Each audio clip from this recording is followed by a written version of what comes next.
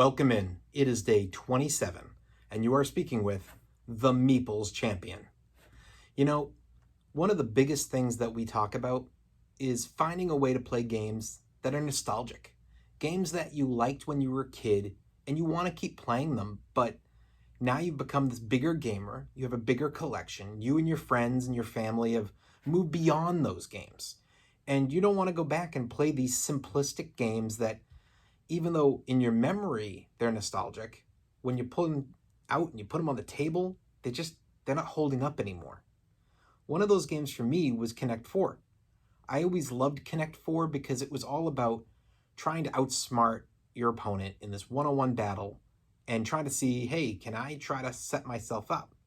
The problem was as I got older and older, I realized, depending on who went first, if you both knew what you were doing, somebody specific was going to win. I believe it was always first player could win the game if they correctly played their chips. There was no way to lose. It's not fun. And it was always two-player. Well, thankfully, on one of my trips to PAX East many years ago, doing my movement from table to table, somebody was there as a creator with a brand new game. A game that kind of grabbed my attention, and I introduced myself and said, hey, what is this game? Can you explain it to me? And they said, sure. The game of 49. Now, the game of 49 is a complete new take on Connect 4. You're still trying to Connect 4. That is still the basic setup of the game. But instead of now having this stand-up board, it's a face-down board. And instead of being only two-player, it's now 2 to 5 player. The idea of the game is very simple. You get a bunch of little discs for your color. And when you start the game off, you all get an even amount of money, $49. The money is only one-sided, so nobody knows what everybody else's money is. During the game, you will flip a card, and the card will say what a minimum bid is, and you will start bidding for a card for the board. Now, some of these cards are straight up just a single number. The board is from 1 to 49, 49 being the center space, and it will say, okay, you flipped over 7, so you're bidding for 7. But sometimes what you'll get is instead a more powerful card that represents a ring, meaning they go, okay, well, now you're bidding for the outside ring, the second layer ring, the third layer ring. When one of these cards are pulled out, it is not that you can bid for any number. It is that you can bid for any number not currently owned. So if you've already gotten 7 of those numbers and there's 20 on the outside, well, guess what? Only 13 are available.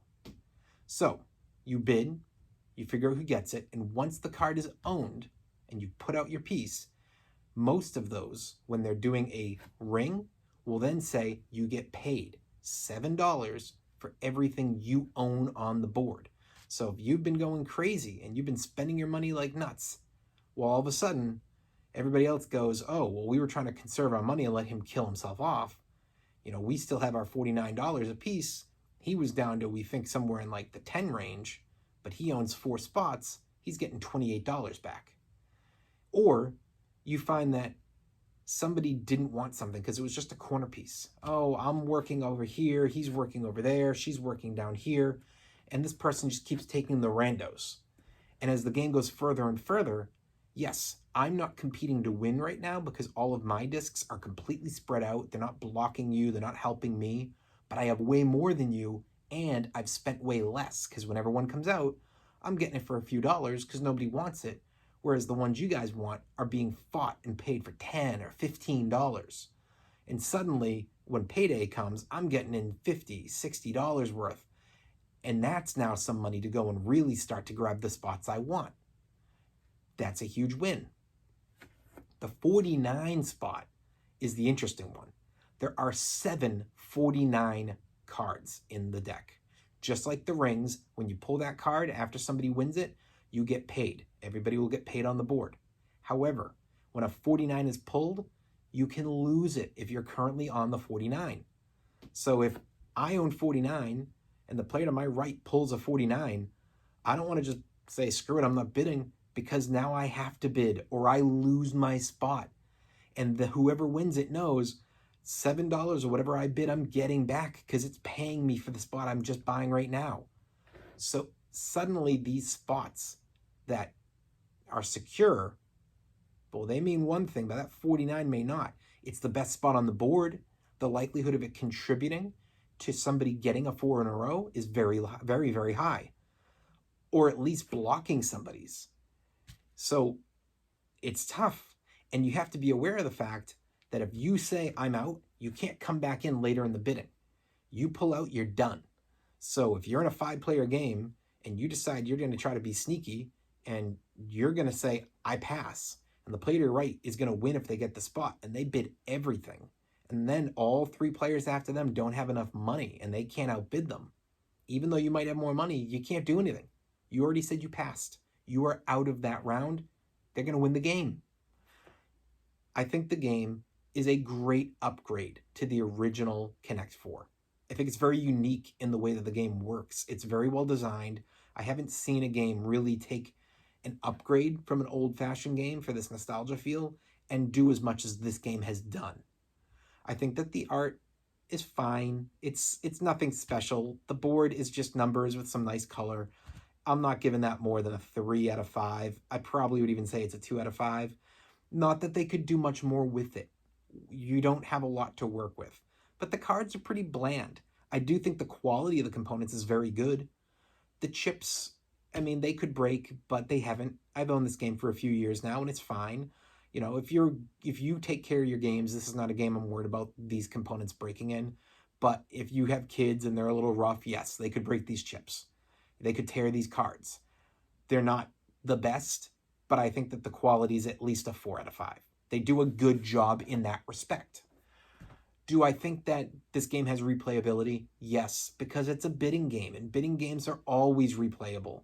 You go in, you try it the first time, you try to be funny about how you're doing it. Oh, I'm going to hold back. Didn't work out. The next time you're aggressive, you end up, it doesn't work out. I like a bidding game, and I think that this one is one of the best in that respect. So, do I think this game should be owned? I definitely think you should play it. I definitely think if you have family or friends who are not normally into board games, this is one that they will enjoy. It's not too long. It's not too expensive. It's a game that you can all sit down and take a shot at, finish it in 20 minutes and say, did you enjoy it? No? Okay, we're done. And nobody's going to be mad. They didn't just sit there for 90 minutes going, oh man, I have to play a game because my friend or my brother or my uncle loves games and I have to suffer this. No, 20 minutes, you're done. They can do that without cringing, without getting upset. At the same time, this might be a game that really hits for non-gamers. For gamers, I think that this is a perfectly fine game. It allows you to have to still strategize. Its randomness of the cards coming out is deflected by the fact that you're bidding. So if you don't like the fact that cards keep coming out that help your opponents and not you, at least you can make the decision of, well, these two are battling, so I'll back out and let them fight it out, and I'll come in only if I feel it's a close for one of them winning. That's really nice. I really like that about this game. I think that it is a try to play. Is it a must own? No. Is it a must play? No. But do I think you should try to play it? Yes. And if you enjoy it, add it to the collection. It's not too much money, as I said before, and it's a fun time. And I think you're going to find this game gets to the table a little bit more often than you'd expect.